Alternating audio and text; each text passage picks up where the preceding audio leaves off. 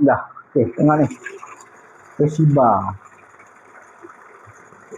Air buka, tapi karen dah tutup. Cabut karen dia.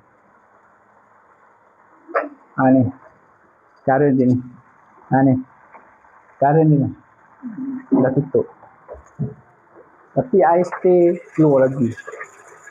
Jadi, barang ni je yang rosak. Okay, sekarang ni aku tukar dulu barang ni. Kita tengok macam mana nanti. Okay. Ni yang lama. Ni aku dah tukar. Okay. Ni yang lama Ni yang baru aku dah tukar. Kita tengok. Sini. Aku start. Okay, tengok air tu keluar tu. Nampak tak? Tu air keluar. Okay. Ni aku hold balik. Tengok. Okey, nampak dah berhenti dah. Okey. Dia boleh jadi dekat mana-mana mesin basuh Jangan tengok model. Okey, siapa-siapa yang berminat nak repair boleh roger kami. Okey, luncur.